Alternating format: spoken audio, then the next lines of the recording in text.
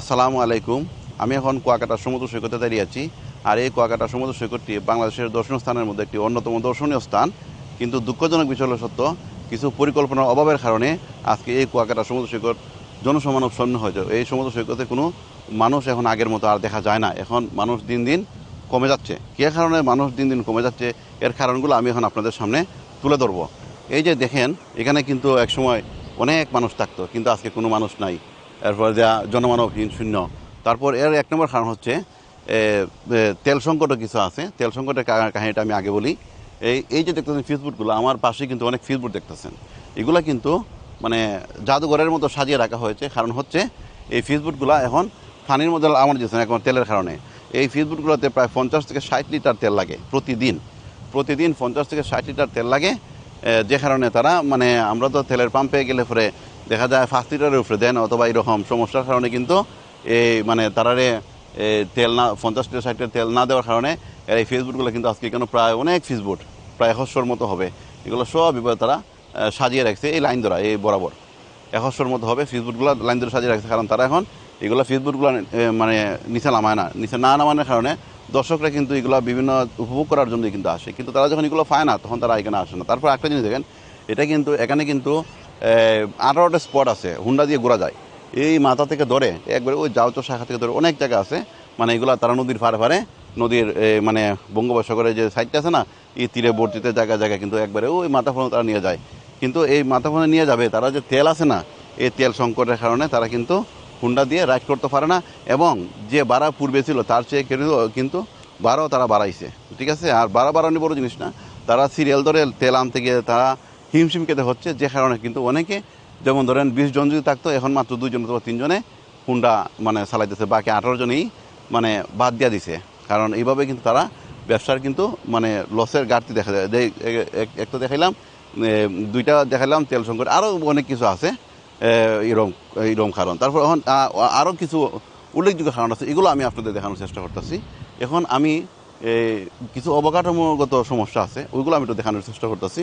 আপনারা একটু আমার সঙ্গে থাকবেন, আমি দেখাইতেছি, আমি ঘুরে ঘুরে দেখাইতেছি। আর ওই যে ফেসবুকগুলোর কথা বললাম, এই যে দেখেন ফেসবুকগুলো দেখতেছেন, এই যে ফেসবুকগুলো, এগুলো কিন্তু তারা লাইন ধরে সাজাই রাখছে, প্রায় 100র মতো হবে। এগুলা তেল সংকটের কারণে তারা এগুলা মানে কিতা করতে পারতেছে না, নিচে নামানো সম্ভব হচ্ছে না। এইভাবে অনেক জায়গায় জায়গায় প্রায় 100র মতো হবে এইভাবে রাখছে। আর এই যে দেখেন পর্যটন শূন্য, পর্যটন মানে মানুষ নাই বললেই চলে, মানুষ একদম নাই, জনমানব শূন্য, একদম নিস্তব্ধ নীরবতা। আমি জুম করে দেখাচ্ছি, আপনারা হয়তো জুম করলে কিছু টার পাইবেন। আর 2-1টা হুন্ডা চলাচল করে, 2-1টা হুন্ডা এগুলা রাইড শেয়ার করতেছে। আর বাকিগুলা কিন্তু হতাশাগ্রস্ত, যেখানে তারা হুন্ডা এগুলো বাড়ি করে আটে ব্যবসা আটে তারা বয়া দিচ্ছে। এই যে দেখেন মানুষ নাই, জনমানব শূন্য, জনমানব শূন্য একবারে। দেখেন এখানে কিন্তু মেইন স্পট, এটা কিন্তু মেইন স্পট। যেহেতু আপনারা দেখতেছেন ছাতা উতা আছে সব কিছু, এটা মেইন স্পট। আমি জুম করে দেখাচ্ছি, সামান্য অল্প সংখ্যক কিছু মানুষ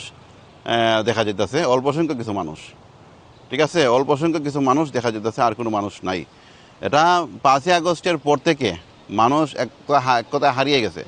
5ই আগস্টের পর থেকে তাদের আমিও তাদের সবার মতামত দিছি, মতামত নিয়ে জানলাম যে এখানে 5ই আগস্টের পর থেকে আর কোনো মানুষ এমন দেখা যায় না, মানুষের সংখ্যা দিন দিন কমে যাচ্ছে।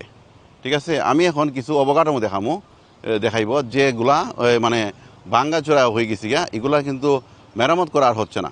যে কারণে এই রোডগুলার মেরামত না হওয়ার কারণে, এই যে রোডগুলো দেখতেছেন, এগুলা মেরামত করা না হওয়ার কারণে, যেহেতু এখন যতদিন শীতকাল ছিল, এখন আবার বর্ষাকাল আসছে, সামনের বর্ষায় কিন্তু ভেঙে গিয়েছে, এখন কিন্তু আবার পুনরায় ভাঙ্গা শুরু করবে। তো এগুলো মেরামত না হওয়ার কারণে কিন্তু জটিল সমস্যা দেখা দেবে। আমি একটু সামনে যাচ্ছি, আপনাদেরকে আমি দেখানোর চেষ্টা করব কিছু গুরুত্বপূর্ণ জিনিস। এই যে সাইডটা দেখতেছেন, এই যে সাইডটা দেখতেছেন, এখানে কিন্তু 4 কিলোমিটার রাস্তা হওয়ার কথা। ঠিক আছে, ওই যে ওয়ালটা, এটা কিন্তু 4 কিলোমিটার রাস্তা হওয়ার কথা। আর এদিকে তো হচ্ছে বঙ্গোপসাগরে যে ঢেউটা আসে, ঢেউটা যখন তারা ধাক্কা দিলে কিন্তু এই ওয়ালের মাঝে লাগে। এটা বেড়িবাঁধ, এটা শর্টকাটে এটা বেড়িবাঁধ বলে নিতে পারেন। এই বেড়িবাঁধটা কিন্তু ওই পয়েন্ট থেকে ধরে একবার এইভাবে 4 কিলোমিটার জায়গা গেছে। কিন্তু 5ই আগস্টের পরে যখন বিগত সরকার মানে চলে যায়, তখন তারা যে কন্ট্রাক্টর অথবা যে কাজ করতো, সেই লোকও সম্ভবত এখান থেকে চলে যাওয়ার কারণে ওই যে 5ই আগস্টের পরে যতটুকু পর্যন্ত কাজ করছেন, 5ই আগস্ট পর্যন্ত অতটুকু পর্যন্ত কাজ হয়েছে। এরপরে আর কেউ মানে এই জায়গার কোনো খবর নাই, অথবা মানে কী অবস্থায় আছে কেউ সম্ভবত দেখেও না, যে কারণে এই জায়গা কিন্তু সম্পূর্ণ ভাঙ্গা। মানুষ মানে কষ্ট করে কিন্তু হাঁটাহুটি করে এই দিকে যায় বরাবর। আমি এই দিকটা আপনাদেরকে এখন দেখাইতেছি এই রাস্তাগুলো কীরকম অবস্থা বর্তমানে আছে। আমি একটু দেখাইতেছি, আপনারা একটু সঙ্গে থাকবেন, আমি আপনাদেরকে দেখানোর চেষ্টা করতেছি।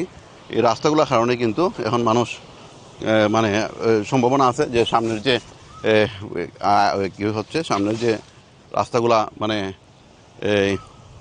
কিছুদিন পরে যে জর্জরিত শুরু হবে, হ্যাঁ, বঙ্গোপসাগরে এই জর্জরিত শুরু হবে, এই রাস্তাগুলো কিন্তু ভেঙে ফেলবে।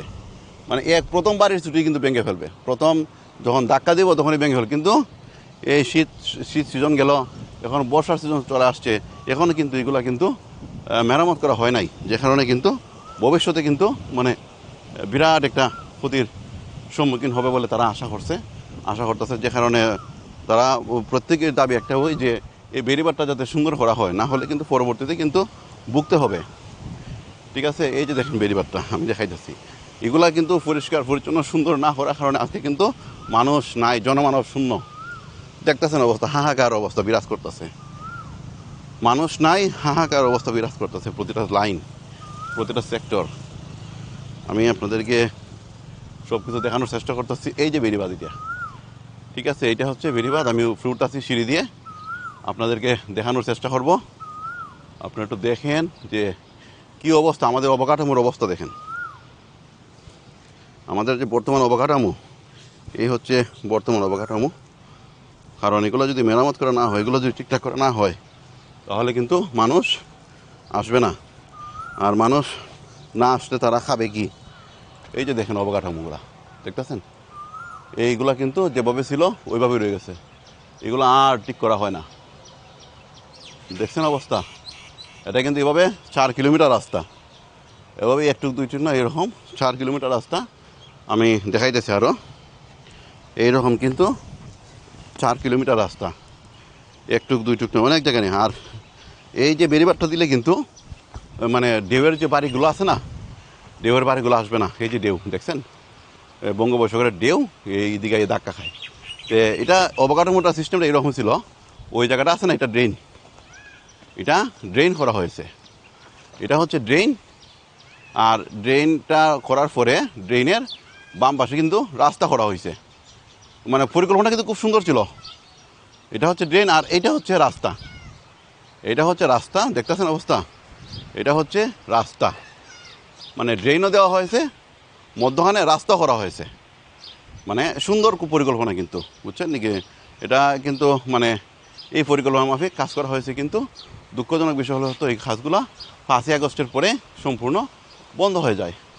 5ই আগস্ট পর্যন্ত কাজ চলছিল, 5ই আগস্টের পরে এই কাজগুলো কিন্তু বন্ধ হয়ে যায়, যে কারণে আজকে কুয়াকাটা সমুদ্র সৈকত আজকে জনমানব শূন্য, মানুষ নাই বললেই চলে। সম্পূর্ণ সাইট আমি আপনাদেরকে দেখানোর চেষ্টা করলাম। আর এই যে দেখেন অবকাঠামোগুলো ভেঙে চুরে সব শেষ। তারা যেগুলো করছিল, হ্যাঁ, 5ই আগস্ট পর্যন্ত যতটুকু জায়গা করছিল, এতটুকু জায়গা আবার পুনরায় ভাঙা শুরু করছে। কারণ অবকাঠামো যখন আপনি সম্পূর্ণ কমপ্লিট না করবেন, তখন কিন্তু এটা কিন্তু ওইভাবেই ভাঙাচুর অবস্থা থাকবে। ঠিক আছে, এই হচ্ছে বর্তমান অবস্থা। আমি এটা তুলে ধরার চেষ্টা করলাম। আর আশা করি মানে যারা বর্তমানে দায়িত্বে আছেন তারা এই বিষয়টা দেখবেন। আমি একজন ভাইয়ের সাথে একটু আলাপ করবো। ভাই দেখি উনি আসছেন এদিকে। ভাই একটু এদিকে আসেন তো ভাই। আপনাদের এই রাস্তা কি এভাবে অনেকদিন যাবত? হ্যাঁ, আচ্ছা দাঁড়ান, এদিকে আসুন। হ্যাঁ, ভয় পান নাকি? না, তারা ভয় পায় মনে, সম্ভবত কথা বলতে পারবে না, সমস্যা নাই। মেইন ফ্যাক্টর হচ্ছে এখানে দর্শনার্থীরা আসে না, একটি কারণ এখানে অবকাঠামোগত সমস্যা। তারপর এখানে ফিস বোর্ডে ধরতে পারে না, তেল সংকট। তারপর এখানে হুন্ডাতেও তেমন একটা জায়গা ঘুরতে পারে না। মানুষ এখন আগের মতো আর নাই, মানুষ সম্পূর্ণ কমে গেছে। মানুষ নাই কেন এটা কিছু বলতে পারো নি? তেলের জন্য, হ্যাঁ, মেইন কারণটা হচ্ছে তেল। ওই ফিস বোর্ড চলে না, হুন্ডাও তেমন একটা নাই আগের মতো, মানুষ এখন ঘুরতে পারে না ঠিক মতো, না, এই কারণেই ধারণা করা হয়েছে যে ছোটো ভাই সে ক্যামেরার সামনে আসতে চায় না, কিন্তু তার যে একটা অভিমত আছে, সে অভিমতটা সে